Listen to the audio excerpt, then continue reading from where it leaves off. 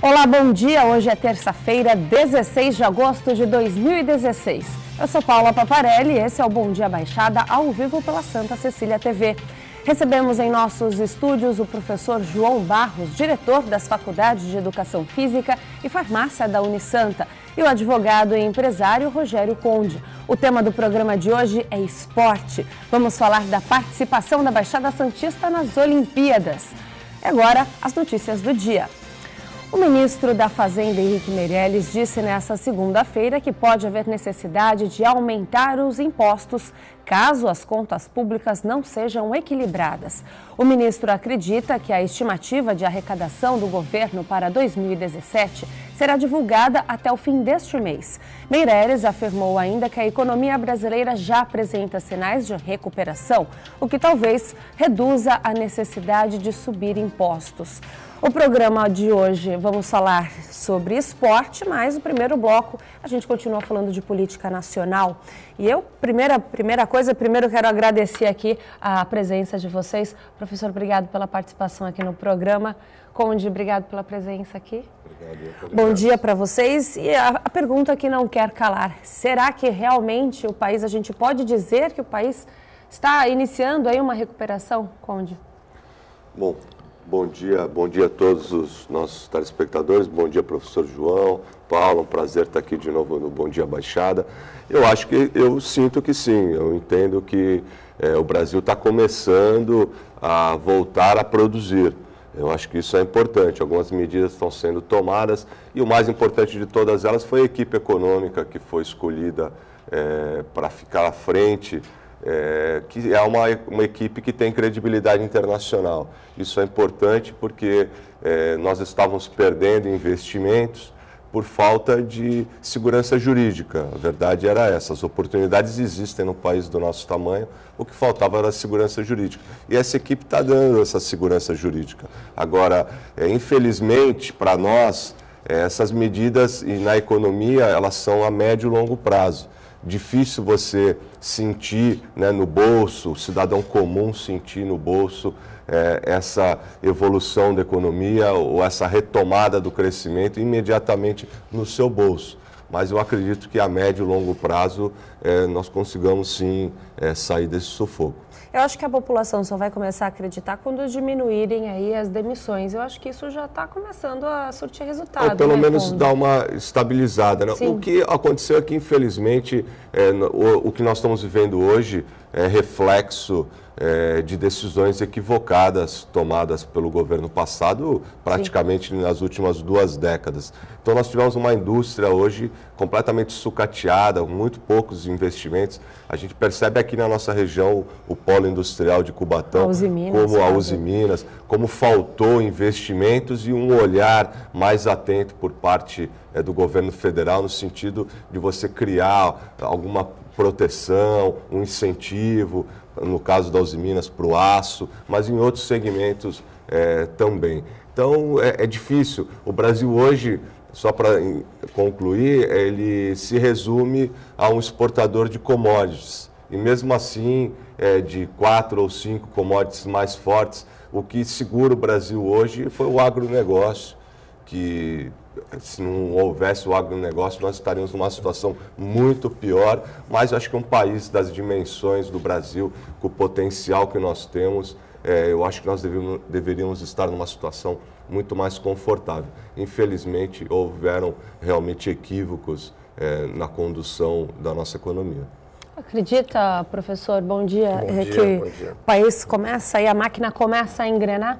A gente observa, como o Conde pontuou, que parece que se inicia uma estabilidade e uma recuperação, mas a nossa democracia ainda ela está sendo construída, nós temos um longo período, uma longa jornada.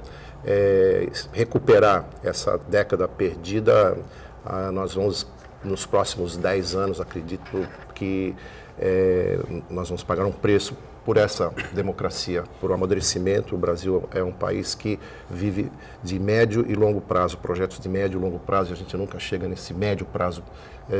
Nós temos, se observarmos aí nos últimos 30 anos, presidentes que não assumiram porque morreram, o vice assume, depois estamos indo para o segundo impeachment, e tudo isso mostra que o Brasil ainda precisa, a exemplo dos países de primeiro mundo, trilhar por um caminho, principalmente na área de educação. Nós temos dados do Semesp, eu sou ligado à educação, sou professor, e que nos preocupam para os próximos 10, 20 anos. 20 milhões de brasileiros com diploma de segundo grau não vão chegar à universidade, e isso preocupa para o desenvolvimento, para a retomada, para o crescimento. Saúde e educação são as maiores preocupações. Sem dúvida, a saúde resulta da educação. Sim. Ainda temos a construir um país desse tão esperado médio e longo prazo. Mas o médio prazo ele se torna longo porque nós nunca atingimos uma estabilidade que possa ter um projeto de nação, principalmente na área de educação. Sim, e vamos seguir aqui com o programa. Pendrives e 2 carregadores de celular foram encontrados na cela do ex-ministro José Dirceu e do ex-deputado federal Luiz Argolo, no Complexo Médico Penal em Pinhais, na região metropolitana de Curitiba. Dirceu e Argolo foram condenados na Operação Lava Jato. O advogado de Dirceu disse que o seu cliente não estava na cela no momento do flagrante, portanto, não presenciou a situação. A defesa de Luiz Argolo informou que desconhece os fatos. Tá aí. São resultados do que a gente vem percebendo no meio político, são as facilidades, a mesma coisa de sempre, isso não, acho que nem isso é ridículo, né? Nem assusta a gente, acho que nada ridículo. Mais diante de tantas coisas. Isso acho que não sei, eu fico indignado com essas situações, eu tenho certeza que grande parte da população também. Aliás, a gente faz aqui um paralelo, eu li recentemente uma questão que está sendo jurídica questionada, de âmbito do WhatsApp, por exemplo. O WhatsApp é uma ferramenta de tecnologia que está sendo muito utilizada por todos no mundo inteiro. Eu acho que é mais uma ferramenta que vem para facilitar. Hoje, profissionalmente, se usa muito. A questão de médicos trocando informações com colegas sobre determinados procedimentos, enfim. Isso na hora, né, simultâneo, você com o paciente ali. Coisa acontece de outros profissionais no comércio, enfim. É uma ferramenta importante e está se querendo forçar uma situação para que a detentora dos direitos do WhatsApp, tudo, abra o seu sistema para você...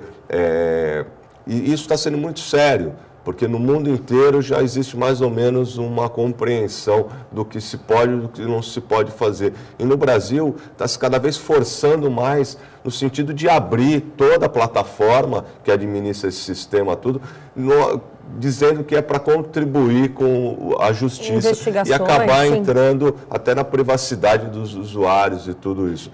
Engraçado que eu não percebo essa mesma intensidade de ação no sentido de coibir a utilização, de abrir o sistema, e como é que hoje não se consegue, até hoje, colocar os bloqueadores de sinal nas penitenciárias, né? Hoje se detém a tecnologia de forma tão incisiva, né, tão forte, e parece que a vontade... Então a gente percebe que na política no Brasil é falta de vergonha na cara mesmo, é falta de vontade. Como é que você adianta ir nos tribunais e forçar aquele que detém o sistema, que está beneficiando tanta gente no mundo todo, mas você não tem essa mesma vontade para colocar um bloqueador de sinal dentro de uma penitenciária ou ao redor dela. Então, quer dizer, o caso desse é um caso de vergonha, né? Esse José Dirceu, esse tinha que estar numa solitária já faz tempo, a meu ver, assim. Eu acho que esse cidadão foi um câncer para o nosso país. Como outros, aliás, todos que estão praticando essa corrupção, né, desenfreada e conseguiram, dentro de um país, como o professor falou, de uma democracia nova e tudo, mas conseguiram criar o maior flagrante de corrupção da história do mundo. Né? O que foi desviado da Petrobras é maior do que muito PIB de muito país, inclusive europeu pequeno. Quer dizer, é um absurdo. Então eu não vejo da política essa mesma vontade de ação, por exemplo, no caso de você bloquear um sinal, onde nós não teríamos um problema desse, de até hoje ter que ficar claro que eles não estavam na cela. Essas revistas de cela são feitas quando justamente os presos não estão lá. Sim. É óbvio, né? Mas coisas do Brasil. Professor, não surpreende mais, né? Se criminosos têm acesso a celulares, por que eles não teriam? Exato. E no norte, parece que no Rio Grande do Norte, uma penitenciária ela bloqueou o sistema de comunicação, porque é possível, existe tecnologia para tanto. Sim. Mas resulta num problema que, inclusive, a Força Nacional foi encaminhada para o Estado, porque toda o crime organizado se mobilizou se rebelou, sim. E está trazendo seríssimas consequências para a população local. Nós não temos terroristas aqui, mas tem esses atos de vandalismo que são tão iguais quanto. Enfim, Mas a gente não só pode não machuca ficar, as pessoas, né? Professor, a gente não pode ficar refém, eu acho, dessas pessoas. Eu faço um paralelo numa situação como essa, no caso dessa vergonha que foi feita na nossa região, foi aquele muro de 3 metros e tanto ao final do sistema Anchieta Imigrantes. Quer dizer, você sabe onde estão os bandidos, você sabe o que está acontecendo, aí de vez de você ir na causa, de vez de você ir atrás dos meliantes, tudo, você prefere então esconder com um muro de 3 metros. Eu acho que no caso dos bloqueadores de sinal, a mesma coisa. Isso é um fato. Se você foi condenado, se você foi julgado legalmente e foi condenado, você não tem mais o direito a utilizar celular. Se lá fora os seus comparsas estão se mobilizando, que a inteligência da polícia, que reforce essa inteligência, que se utilize de mais agentes para você coibir isso e não simplesmente liberar então o celular dentro da cadeia, porque nós não conseguimos controlar os comparsas fora dela. Então coloquem todos dentro da cadeia. Assim, meu pensamento é nesse sentido. Tá certo. Bom Dia Baixada vai para um rápido intervalo, voltamos já e você continue com a gente. Voltamos com um Bom Dia Baixada e com uma notícia triste. O ex-presidente do Santos Futebol Clube, Luiz Álvaro de Oliveira Ribeiro, faleceu no início dessa madrugada. Laor, como era conhecido, tinha 73 anos e lutava contra um tumor. Ele estava internado no Hospital Albert Einstein, em São Paulo. A família ainda não divulgou informações sobre o velório e enterro. Luiz Álvaro foi presidente do Santos Futebol Clube de 2009 a 2012, quando deixou o cargo já por problemas de saúde. Uma perda, né? Uma perda. Primeiro, deixar meus sentimentos à família, independente de posição política, de atuação. Uma perda é sempre uma perda e nós lamentamos muito. O presidente Luiz Álvaro foi um presidente vencedor, dentro do que a gente pode considerar questão de títulos e tudo. Ele foi um presidente vencedor, era uma pessoa muito simpática, boníssima. Eu tive a oportunidade de estar várias vezes com ele. Depois houve toda uma questão de negociações e tudo, coisas que, na verdade, só quem realmente participou sabe, mas ele acabou se afastando, depois foi afastado, enfim, acabou saindo com a imagem, infelizmente, riscada, mas foi um presidente vencedor. Professor, sempre uma perda, né? É sempre uma perda muito triste para a família, mesmo para o esporte. Ele mobiliza paixões, então é comum os segmentos, é normal, mas nesse momento acho que é um momento que todos os santistas, né, devem prestar solidariedade à família e Sim. Perde-se uma figura importante também no futebol. Tá certo, e vamos seguir o programa agora com as informações aqui, falar de esporte, falar de Olimpíadas. O Brasil conquistou a primeira medalha olímpica numa modalidade aquática feminina nesta segunda-feira. A atleta da Unisanta, Poliana Okimoto, conquistou o bronze na maratona aquática após a desclassificação da francesa Aurélie Miller. Além desta medalha, ontem o Brasil também conquistou a prata na ginástica artística individual com Arthur Zanetti. E foi ouro também no salto com vara, com Thiago Braz. Além do lugar mais alto no pódio, Thiago ainda bateu o recorde olímpico ao saltar 6 metros e 3 centímetros. Com o feito, ele se tornou também entre os 9 atletas do mundo a saltar acima da marca dos 6 metros. Um grande feito, uma notícia incrível, que é uma medalha, né? 2, 3 medalhas. Ontem foi um dia glorioso, né, professor, para o Brasil. Que venham outros dias assim? Sem dúvida. Os Jogos Olímpicos, ele é um momento único e especial, e os atletas, é uma competição que tem um nível técnico muito forte, e a pressão sobre esses atletas é muito grande, e as diferenças são muito pequenas, e os 8 finalistas, eles sempre há os favoritos, mas a diferença é muito pequena, e nesse nível de competição, o que pontua mesmo, naquele momento todos os atletas têm condições físicas e técnicas idênticas, o equilíbrio emocional, psicológico que faz a diferença. Dita, sim. Conde? Eu acho ótimo. Aliás, eu sou um fã do esporte, no modo geral.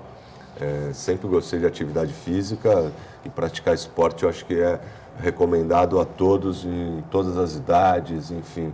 E eu acho que as Olimpíadas são um marco, né? Pelo que significa, pelo significado das Olimpíadas, pelo fato de você juntar várias nações, várias equipes, e todos no mesmo local, as pessoas torcendo, né? Então é um evento, eu acho que, se não o mais importante do mundo, sem dúvida um dos mais importantes.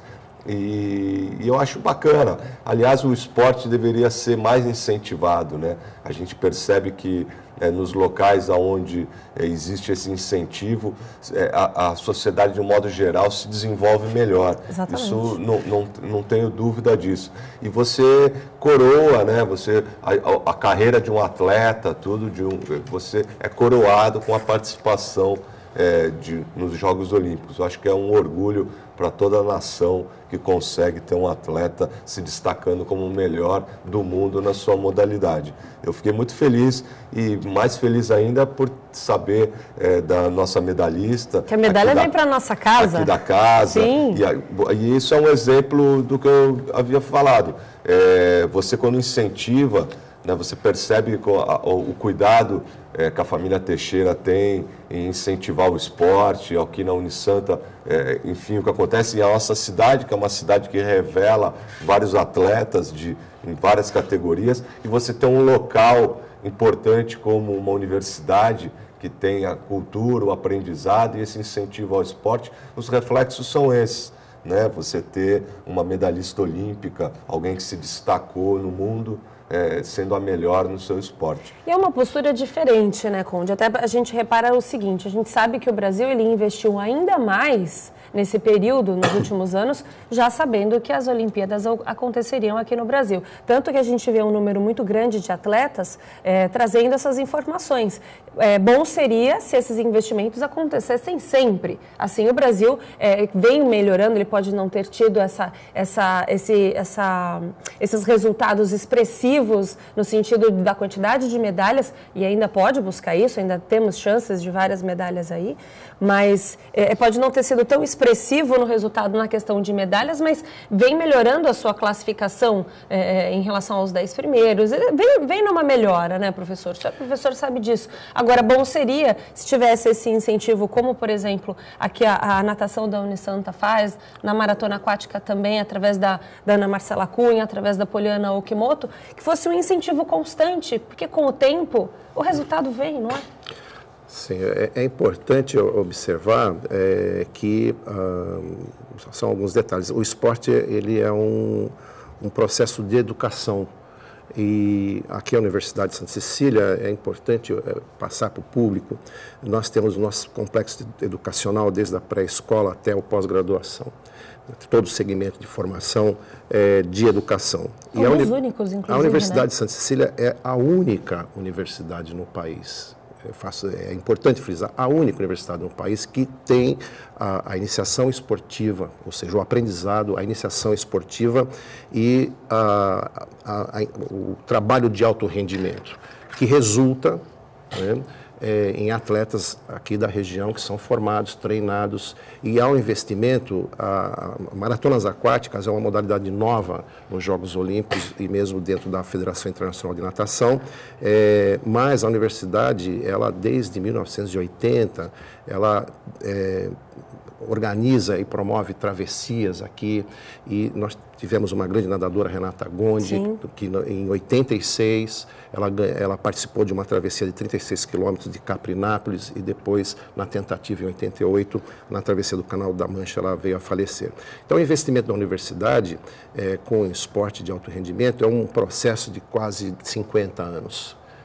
O início do colégio, tínhamos uma piscina aqui, hoje temos uma piscina olímpica, que é uma piscina moderna, recentemente reformada. O investimento é uma proposição da instituição que consegue aliar a educação junto ao esporte, né? O esporte é uma ferramenta importante de educação, basta observar os países desenvolvidos, onde as crianças têm o esporte como desenvolvimento na sua formação. Né? E resulta, né, nós estamos assim muito felizes porque justamente o resultado não de uma situação pontual dos Jogos Olímpicos, de um atleta que tem bolsa, que estuda, mas de uma história percorrida, né? E que, infelizmente, nós não temos essa proposta de educação como nação. É uma proposta de governo, os governos vão mudando, os ministros mudam. Recentemente tivemos, em menos de um ano, 3 ministros da educação. Né? E o esporte escolar é muito importante. Né? É impossível que um país de 200 milhões de pessoas tenha somente uma Poliana, um Thiago que ganhou uma medalha ontem, né? Um Zanetti. É impossível uma pessoa só. Né? Não existe oportunidade. Essas pessoas existem e não vão ter oportunidade de mostrar os seus talentos em qualquer área, inclusive no esporte. O incentivo começa através da educação, o incentivo no esporte pode começar através da educação também.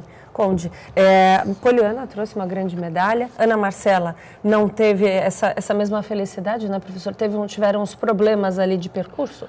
O que ocorre, se observarmos os últimos 5 anos, Ana Marcela e Poliana sempre estiveram no topo do ranking mundial das travessias. Ocorre que numa prova de mar, de 10 quilômetros, que nesse percurso que eles dão 4 voltas, muita coisa acontece. Né? Existem estratégias, e se você observar, sempre quando eles contornam a boia, as nadadoras, os atletas, eles se aglomeram, eles ficam muito juntos, há um contato físico. Recentemente a Poliana teve 2 contusões sérias, ela teve um tímpano perfurado por causa de uma abraçada que ela levou, e teve uma contusão séria na coluna, que se recuperou, ficou quase um ano parada sem treinar. E a Ana Marcela ficou presa dentro de um bloco, e o que ocorre é que também, durante a prova, o atleta precisa se alimentar, porque ele tem um desgaste energético muito grande do movimento que faz e também da perda de caloria, porque o mar é frio.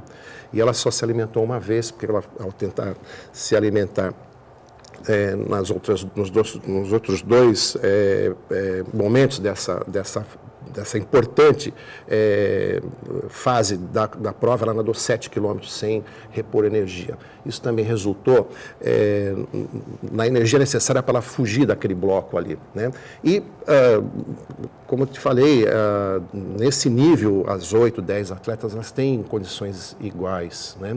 E depende, foi um momento, ela não conseguiu, mas ela tem plena competência. Os 10 atletas que estão ali, né, que chegam na frente, têm competência de estar no primeiro ou no último lugar. É muito imprevisível o que vai acontecer numa prova de 10 km no mar, onde o atleta não tem referência, muita coisa acontece. Tá certo, o assunto continua no próximo bloco, a gente vai por um rápido intervalo, você continue com a gente, vamos falar de esporte.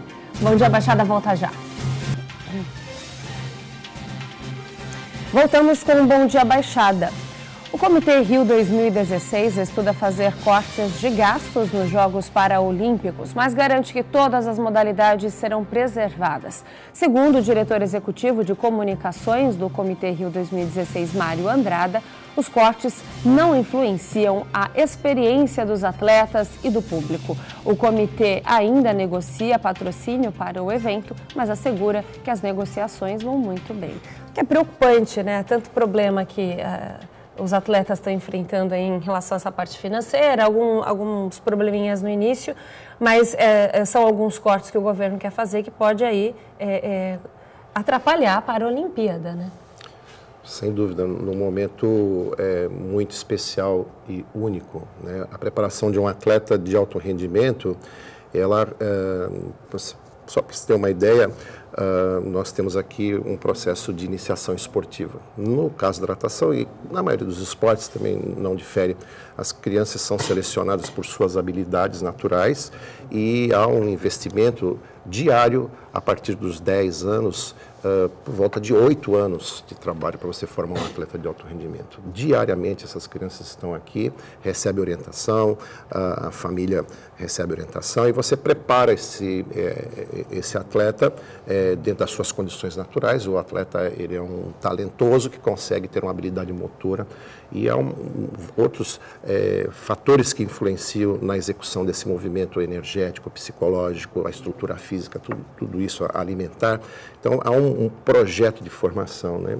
O corte, ele é lamentável, porque se gasta tanto em tantos lugares, se desvia tanto dinheiro, né? O que foi desviado justo aí, agora, né? Daria para fazer mais uns Jogos Olímpicos folgado, né? E se a gente for parar para analisar as Paralimpíadas, o Brasil tem mais chances de medalhas do que nas próprias Olimpíadas. Isso que muita gente talvez nem saiba disso, mas tem grandes atletas, inclusive a Unisanta também tem atletas para as Paralimpíadas, são 2, inclusive. Sim, nós temos 2 atletas nas Paralímpicos, né, que é o Fahrenberg, que vai nadar, e tem um outro, o Israel, que vai joga tênis de mesa, né? Sim. Então tem a mesma condição, são atletas também de alto rendimento e que não deveria ter nenhuma diferença. Tá certo, Conde. Eu queria fazer para fazer uma análise aqui. O professor comentou, por exemplo, da iniciação desportiva. Para nós termos atletas olímpicos, para nós chegarmos ao ponto de termos uma equipe de ponta em várias modalidades e tudo, você precisa de um investimento a longo prazo que se inicia com crianças, com os jovens, tudo para você poder, porque você precisa de um tempo para você formar um atleta nesse nível. Hoje nós temos aqui no complexo, aqui na Unisanta, esse acompanhamento e esse incentivo ao esporte. Mas nós não temos, por exemplo, pelas prefeituras, nas escolas públicas, tudo é muito pouco o que se faz de iniciativa do governo, é muito pouco. Por outro lado, houve uma iniciativa grande das Forças Armadas, né? Em 2010, eu li que houve um investimento muito grande das Forças Armadas para se preparar para os Jogos das Forças Armadas Internacional, tudo que aconteceria em 2012. Parece que o resultado foi tão bom, houve tanto sucesso, que eles estenderam esse investimento, inclusive deram bolsas e muitos atletas se engajaram nas Forças Armadas, inclusive para treinar tudo, e hoje foi responsável, inclusive, por grande parte das boas atuações dos brasileiros nessas Olimpíadas. Então, a gente percebe que se o investimento existe, e eu sei que, por exemplo, eu conversei com alguns militares aqui da Baixada e tudo, que acompanharam, porque centralizou tudo no Rio de Janeiro, numa base que eles têm lá e tudo. Então, eram bolsas assim, por exemplo, o atleta que tinha menos, que ganhava o recurso inferior, ganhava coisa de R$3.500, como bolsa, que é significativo. O que eu me recordo nessa época eu apresentava um programa de esporte, a Daniele Zangrando participou disso. Exato. Daniele Zangrando do judô, Fernanda Garcia do triatlo. Os principais atletas, tudo. Então, eu acho que isso, eu gostaria, converso isso com o professor, porque eu gostaria que isso servisse como um mote para o país, né?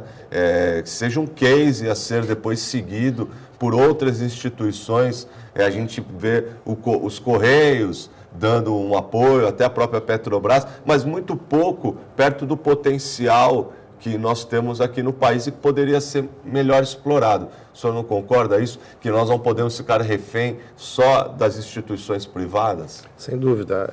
Esse incentivo do governo é importante porque o atleta ele se dedica durante 10, 15 anos da sua vida, a partir da infância, para obter o resultado nos esportes olímpicos. E é uma dedicação plena e que ele não tem como ter uma outra atividade profissional para poder se manter ou manter sua família, né? E a vida de um atleta, ele tem uma alimentação especial, ele tem um cuidado médico especial, porque ele é uma pessoa especial. E ele vai se dedicar 10, 15, 20 anos da sua vida e aos 30, 40 anos ele já não é mais atleta. E aí ele vai entrar na vida profissional e muitos não conseguem. Então é importante que esses atletas recebam uma orientação e recebam uma subvenção do governo, e essa iniciativa das Forças Armadas, eles entram com a patente de sargento e têm uma perspectiva, porque eles não vão, a carreira esportiva é muito pequena, muito curta, e eles ganham medalhas, e isso não lhe dá um futuro que ele possa estudar, iniciar, e sempre entra no mercado de trabalho um pouco mais velho, e às vezes ele encontra seríssimas dificuldades. Nós temos atletas aí que foram consagrados e que encontram uma situação social muito triste, sem o respaldo necessário, que trouxeram medalhas e títulos para o Brasil. A história está cheia deles. Isso é muito triste, né? Eu espero sinceramente que, eu acho que nós estamos numa evolução. Então eu entendo e espero sinceramente que isso não ocorra, que esse exemplo do que está acontecendo nas Olimpíadas do Rio, o Rio 2016, que eu acho que vai ficar marcado para a história do país, que isso sirva como um exemplo para que esse incentivo permaneça e seja expandido para outros cantos do país afora, né? Pois é, agora vamos só, para a gente encerrar o assunto que a gente estava falando da Poliana e da Ana Marcela, professor. Poliana é a última Olimpíada dela, essa do Rio agora? Sim, a Poliana ela tem 33, eu não sei se ela suporta mais um ciclo olímpico de 4 anos, com um treinamento extremamente rígido. O treinamento nos esportes de alto rendimento, cíclicos como natação, que depende da produção energética do atleta para ele obter o resultado, executar o seu movimento com velocidade, resistência, força. É uma aplicação de ciência. A fisiologia, para vocês terem uma ideia, aqui na universidade nós temos uma equipe multidisciplinar que gira em torno de 16, 17 profissionais, médicos, fisiologistas, psicólogos, nutrólogos, porque mais os treinadores. Então, é uma aplicação de médio e longo prazo, onde que existe uma projeção, né? Esses atletas, Ana Marcela e Poliana, e todos os atletas da modalidade de natação, eles fazem treinamentos em altitude, 3.400, 3.800 metros, em centros de treinamento fora do país, para produção energética, para aumentar a sua capacidade aeróbia, para poder ter, no nível do mar, condições de performance. Então, o desgaste é muito grande, né? Então, há mais 4 anos, ela vai continuar nadando, mas eu acredito que nesse nível, atletas já, de uma forma geral, né, o caso da Poliana, eles já se ressentem do desgaste físico. Mas ainda tem pelo menos a Ana Marcela, fora outros atletas aí que participaram, inclusive, das Olimpíadas também, como o Matheus, são atletas que são jovens e que ainda tem 2 ciclos olímpicos. No caso da Ana Marcela, 2 ciclos olímpicos, com certeza ela a continuar no treinamento, no programa, ela vai atingir 2 ciclos olímpicos certamente. Agora essas promessas, vamos falar dessas promessas aí daqui da Unisanta, inclusive, o Matheus, eu tive a oportunidade de entrevistá-lo, ele também estuda aqui, né? Na época ele estava estudando aqui na escola ainda, não era na universidade, ele já agora está fazendo administração. É esse tipo de investimento que a gente está falando aqui no programa, né? Uma grande promessa, participou das Olimpíadas, qual que é o que você teve aí de Isso, ele participou do revezamento, né, na fase classificatória, mas ele é muito jovem ainda. Sim. Né? Ele foi campeão recordista mundial júnior e agora adentra na categoria absoluta, e tem com certeza mais um ciclo olímpico. Né, é importante porque o investimento para que o atleta adquira a experiência necessária, grandes atletas participam de grandes eventos. Sim. Não é? Eles entram no circuito mundial, viajam muito, treinam muito, para que eles possam estar sempre. Os atletas eles participam de competições onde eles se encontram e se confrontam ao longo da preparação. Isso faz parte do planejamento, da estratégia. Eles precisam, bons jogadores jogam em grandes campeonatos e é um amadurecimento necessário para os grandes momentos que são únicos. O jogo é campeonato mundial, os Jogos Olímpicos são a expressão máxima do esporte e há um investimento muito grande desses atletas para que eles amadureçam e adquiram a resistência psíquica necessária para poder ter o desempenho num grande confronto, num grande momento que é único. Né? Ele tem poucos segundos, não tem segunda chance, é aquele momento e não pode falhar. E teve mais atleta também da Unisanta que participou das Olimpíadas. Tem a Gabriela Roncato, que participou também do revezamento. Ela é uma jovem, muito jovem, também teve o início da sua carreira de natação aqui na universidade, também fez escola, estuda e treina, né? Então são jovens promissores e fora as outras crianças que vão surgindo e que são já observadas pelos treinadores para entrar no programa de iniciação esportiva. E aí vai um longo prazo de trabalho diário e acompanhamento. Tá certo. Nós vamos para um rápido intervalo comercial. Voltamos já. Você continue com a gente.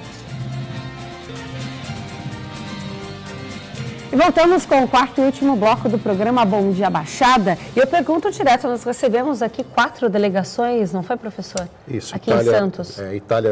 Aqui na Universidade, Itália, Japão, Eslovênia e Rússia fizeram a aclimatação, estiveram na piscina aí todos os dias treinando, ainda temos, triatletas estão treinando, vão para o Rio de Janeiro amanhã. E é importante esse momento onde que o atleta ele adapta o fuso horário, também a própria cultura do país, né, para poder se ambientar e chegar na competição tranquilo e dentro das suas condições fisiológicas e psicológicas à altura do evento. Esse intercâmbio é bacana, né, professor? Até para os atletas que estão iniciando, que ainda não numa condição de disputar uma Olimpíada, tudo, mas poderem presenciar na mesma piscina em que eles treinam figuras expoentes da modalidade, e você ter, eu acho que deve ser uma experiência bacana para a equipe, né, para aquele pessoal mais ainda que está na informação e tudo, poder presenciar o treinamento de equipes olímpicas importantes e tudo. Né? Isso é muito importante porque é motivacional. Um atleta em formação, ele observa um campeão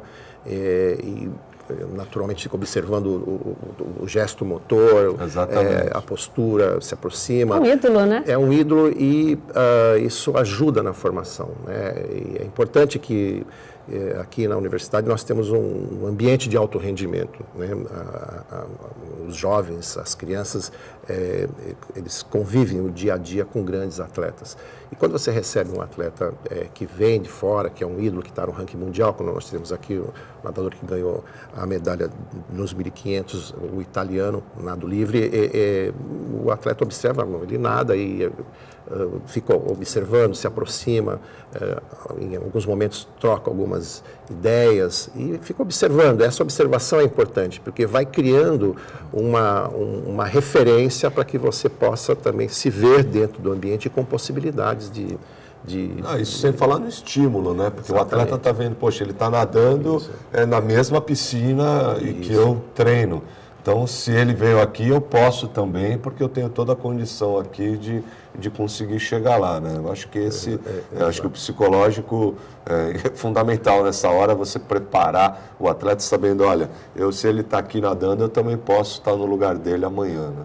Exatamente, porque a experiência ela não se transfere, você cria a possibilidade para que a pessoa vivencie e assimile aquele momento e ele vai se estruturando. Criar condições é importante. Você dirige um clube, forma pessoas e prepara, então você cria condições para que esse atleta ele tenha habilidade motora e tenha a condição que a natureza lhe lhe deu, mas é importante lapidar, você precisa criar situações, preparar, planejar.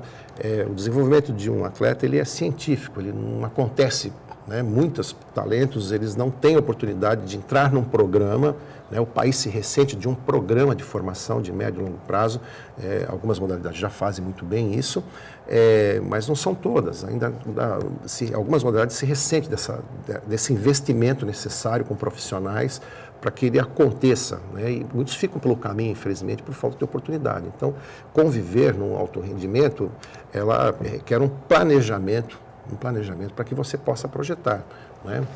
Quantos jogadores do nível do Neymar, no caso do futebol, que é a nossa cultura, não vão ter oportunidade de demonstrar o seu talento, Exato. Isso em todas as áreas, né? Mas nós estamos falando aqui do esporte, na cultura, na arte, a educação, o esporte, ele é uma peça de educação, ele é um acessório da educação, né? Nós não temos uma política de educação física na escola pública, as crianças não têm uma oportunidade de demonstrar o seu talento para que possa então ser conduzido e poder produzir e reverter isso em exemplos para uma nação, né? O esporte é um acessório importante de cultura de países, né? Basta olhar aí, países pequenos, mas que estão inseridos num sistema já de muitos anos de democracia, de investimento, de cultura, e que resulta em medalhas, né?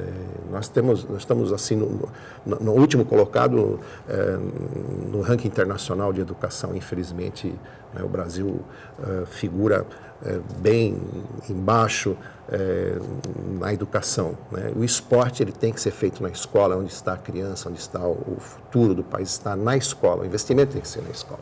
É importante registrar aqui, para a gente não deixar passar, nós tivemos 3 atletas da natação.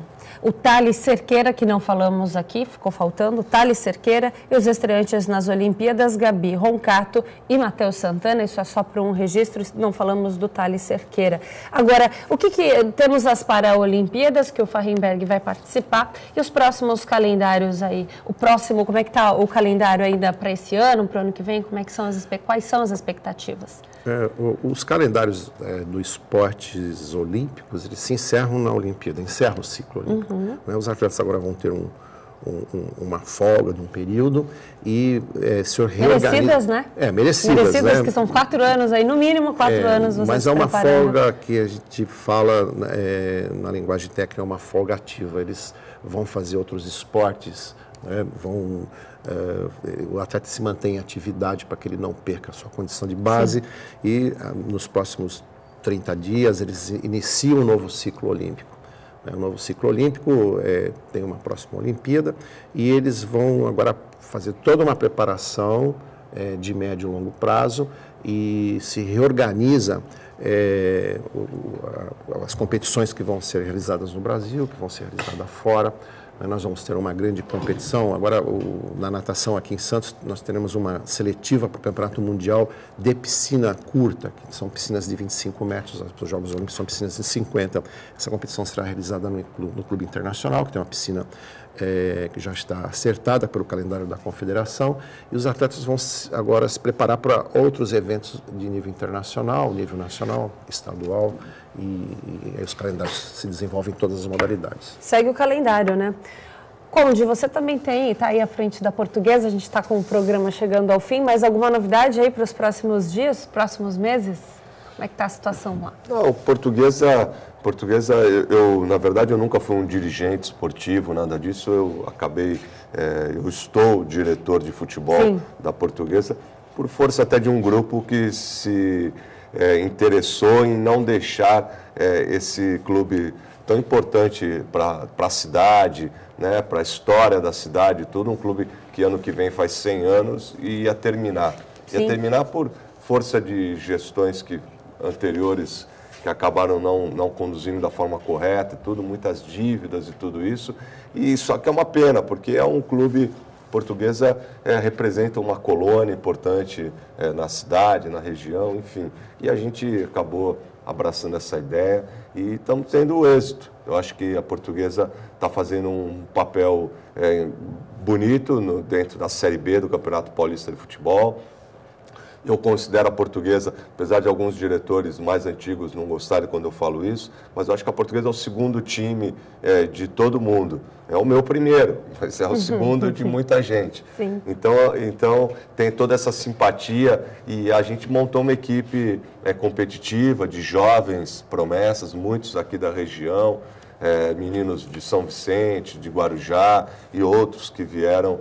E nós estamos batalhando muito. Portuguesa faz um jogo agora nesse final de semana e depois a outra semana em casa. Aí termina a segunda fase, eu acho que nós vamos conseguir nos classificar, aí começa o mata-mata e depois as finais da Série B do Paulista. Se tudo der certo e o planejamento é esse, nós vamos ter mais uma equipe na Série A do Campeonato Paulista para o ano que vem, se Deus quiser. Tá certo, eu quero agradecer aqui, hoje o programa está chegando ao fim, agradecer a sua participação, professor João, obrigado por ter aceitado o nosso convite, trazer informações importantes sobre talentos aqui da região. Isso é um carinho muito grande que a gente fala sobre esporte e sobre esses talentos, porque a vida de atleta não é fácil. Não, eu agradeço o convite. E nós estamos em festa, acho que a cidade está em festa, recebeu uma medalha olímpica, como tivemos outro, o Rogério Sampaio, que é muito importante, é uma vida difícil, não é fácil você formar um atleta, o investimento necessário, a cultura, a filosofia para isso. E a região da Baixada Santista é uma região historicamente de grandes atletas, né? Ao longo da história dos Jogos Olímpicos tivemos mais de 50 santistas que participaram em eventos defendendo as cores do Brasil. É muito especial esse momento para a universidade, que coroa um trabalho de quase 50 anos de investimento no esporte. Agradeço a sua participação aqui. Cláudio, obrigada por ter vindo aqui no programa. Eu que agradeço também o professor João por ter nos dividido aqui a bancada e todos aqueles que foram fiéis e continuaram nos assistindo durante toda essa manhã. Tá certo. E hoje continuam as entrevistas com os candidatos à Prefeitura de Santos no Caderno Regional. Hoje à noite, Irineu Alves vai receber a candidata do PSOL, a advogada Débora Camilo. O Caderno Regional vai ao ar às 7h30 da noite e edições anteriores podem ser acessadas no canal do YouTube do Santa Portal. Bom Dia Baixada fica por aqui. Um ótimo dia para você.